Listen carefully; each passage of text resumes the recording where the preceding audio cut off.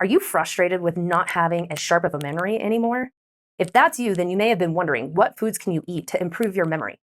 Well, you're in the right place. In today's video, we are going to be answering just that question, and I'm going to give you insider info on how to improve your memory in no time flat. Let's jump right on in.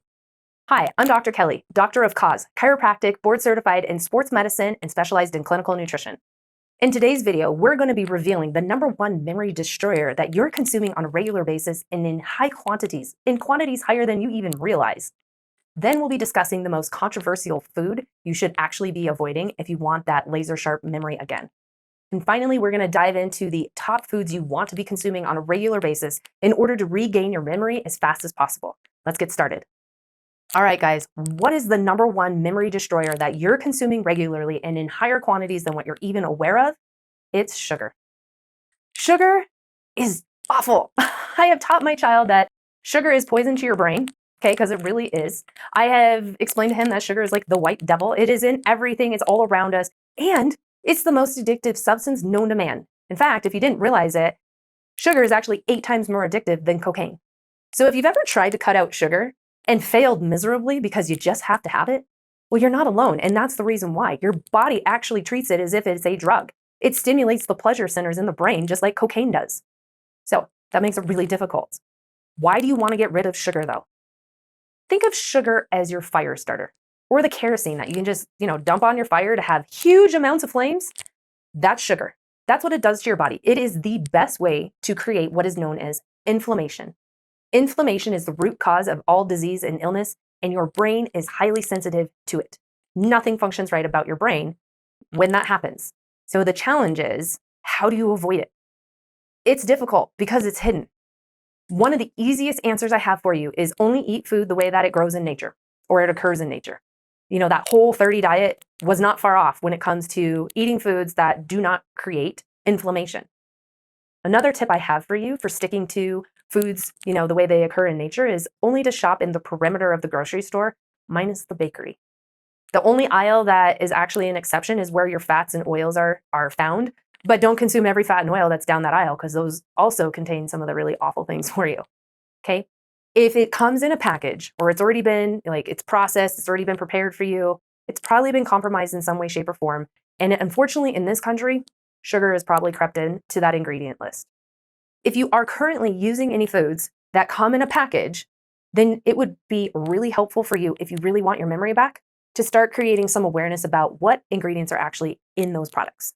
So look at the nutrition facts, look at how many sugars there are, but then also look into the ingredients and see where there may be high fructose corn syrup or sucrose or, cane sugar, even organic cane sugar. Just because it's organic doesn't mean it's good for you, okay? Start creating some awareness. It is, like I said, the best way to create inflammation, which inflammation is like fire inside of you. The last thing you want to have going on if you want an impeccable memory is for your brain to be on fire. Now, did you have any idea that sugar was capable of destroying your memory? I would love to hear from you. Drop your comments down below. And also, I'm curious if you've ever tried to cut sugar out. Let me know how that went, what your experience was.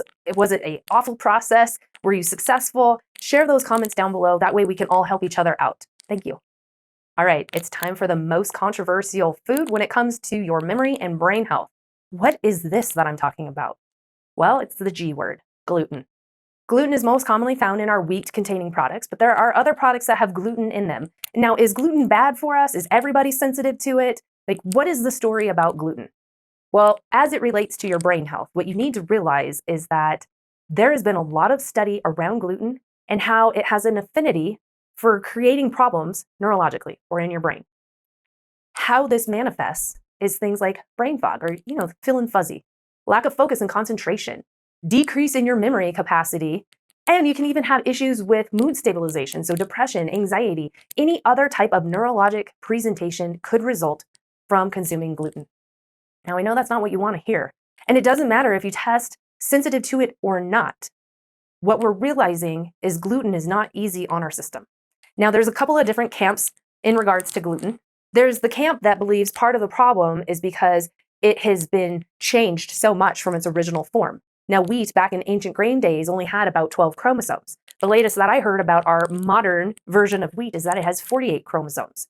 So part of the thought is that we don't even have a digestive enzyme to recognize what this substance is.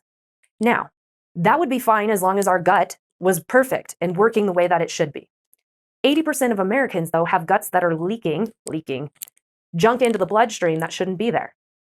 And some of these people don't even have gut symptoms. You don't have to have gut symptoms in order to have an issue with your gut working the way that it should. So that's a little deceiving, right? So what happens is, in this theory, if this wheat makes it into your bloodstream, but your body hasn't been able to digest it down to its finite forms, then when it gets there, the immune system lives right there in your bloodstream. And the immune system recognizes that substance as a foreign invader, and it sets off an alert. And what we've learned in the last handful of years is that the reaction, the response to this foreign invader does not always occur in the gut. If it occurs there locally in the gut, you will have gut symptoms. But what we've realized, especially when it comes to gluten-containing products, is that gluten has an affinity for creating these responses in the nervous system or in the brain, which is why they're deceiving. You may not realize that this is happening as a result of gluten because you're having brain fog, or you're having the issues with your memory that you currently are, or maybe feeling a little anxious or nervous or depressed, or just not lacking focus or concentration. All of those could result from this reaction, this response to the foreign invader occurring more in your nervous system. Then there's this other side of the camp with gluten that it's not so much that it's changed in its makeup and that we don't have a digestive enzyme, but part of what's happened with its change is it's become genetically modified so it does not die when we put pesticides on it. That, if you guys have heard, is called Roundup Ready, which actually is not quite the right terminology because that would mean that those crops actually repel the Roundup, but they don't. They absorb it. But here's the key. Farmers are able to use more Roundup or pesticide to kill off all the pests that eat the crop so that that doesn't happen without actually killing the crop. But the problem is the crop absorbs the pesticide. So the other side of this reaction that's happening in the body may not necessarily be the gluten, but it might be the amount of pesticide you happen to be ingesting when you eat these gluten-containing products. And then the pesticide has that same response of creating a reaction from the immune system because it's a foreign invader. So whether it's gluten or it's a pesticide, it doesn't really matter. What you really need to know from everything I just shared with you is that part of the underlying issue as to why your memory may not be as impeccable anymore is this very controversial topic of should you eat gluten or not? My stance is you should not be eating it if that's part of what you're experiencing and you really want to try to regain your full memory again. So avoid gluten, okay? It is easier once you get going. There are plenty of other options out there. I would not recommend all the gluten-free options, just saying. Instead of chips, use vegetables, okay? Celery and bell peppers and that make great chips for having guacamole or using them for hummus or whatever the case may be. You can get creative, and there are far more resources out there now available. Like, I've been gluten-free since '94 when gluten-free wasn't even a thing. I am here for you if you have questions, so holler and I will let you know what are other things that you could be consuming in place of these gluten-containing products. Now, before I get into the top foods that you should be consuming to have that impeccable memory again, I just want to remind you to click that subscribe button, turn the notifications on. That way you never miss a future episode. I am regularly producing new videos about memory, focus, concentration, everything brain health related, and ultimately all things that help you achieve what I like to call total body mastery. So make sure you click that subscribe button so you don't miss out on a future episode. Awesome. Okay, it's time. What are the top foods I would recommend for you to eat to start regaining that laser sharp memory you used to have? The first one would be to consume foods that contain good fats and cholesterol. I know that is not what we've been taught for decades, is it? We've been taught that those foods actually create heart disease and heart attack and stroke, and they're awful for us. They also make us fat. Nothing could be further from the truth, guys. They actually are critically important. Healthy fats and cholesterol are important for normal brain function. Part of the reason being is because depending on what source you cite, either 70% to 80% of your brain is made up of fat, these healthy fats. If you're avoiding fat like the plague, well, then you're not getting enough of your brain's building block to regenerate and produce new cells. So if you don't have the building block, there's like no chance of trying to have impeccable memory again. And then cholesterol makes up about the remaining 20% of your brain. One thing that we've realized over the last decade is that dietary levels of cholesterol are not synonymous with blood levels of cholesterol, okay? Cholesterol is not a bad guy. It's in every single cell of your body. It is a critical nutrient for you to have in order to be living, which is why if you try to avoid all forms of dietary cholesterol, your body just produces more of it. Your liver is your main manufacturer of cholesterol. So cholesterol is not bad. And for those of you who are concerned about cholesterol and how it relates to heart attacks and heart disease, did you know that 50% of people who have heart attacks have normal levels of cholesterol? Cholesterol is the worst predictor of risk for cardiovascular events. Okay? Just a little tidbit for you. I look at blood work all of the time. And what I know is if somebody's triglycerides are in an ideal range and all their other diabetic markers are in an ideal range and their total cholesterol and then the quote unquote bad LDL cholesterol, which is not bad, we need it. If those are both high, their body is actually in a protective state. Yes, your body will elevate cholesterol to protect you. The most common reasons why I've seen infection, inflammation, toxins, different nutrient imbalances and deficiencies. So until you take care of the underlying reason your body's protecting itself, your body will not lower your cholesterol levels. And just as another added FYI, because I'm on a roll here for you guys, do you know how cholesterol lowering drugs work? Medical doctors don't normally share this information with you. But if your liver is your main manufacturer of cholesterol, and you're trying to lower cholesterol levels through using a statin or a cholesterol lowering drug, then ultimately how that works is that medication has to make the liver sick. Just so you know, your liver is responsible for like 500 different jobs it does 24/7. If you resort to making your liver sick, think of all the other jobs that are not going to be happening the way that they should. Now, if you're on a cholesterol lowering medication, do not just immediately take yourself off of it. I didn't put you on them. I'm not suggesting for you to just come off of them. I am suggesting for you to figure out why your cholesterol was high in the first place, though. And then rethink this whole process of cholesterol. If you don't have the building blocks of cholesterol and your liver's not producing what it needs to, your brain also is not going to function the way that it should. Oh, and a side note, cholesterol is absolutely needed for hormone levels too. So if you're dealing with, menopause or low testosterone or thyroid problems, all of those require normal cholesterol levels in order to be functioning adequately.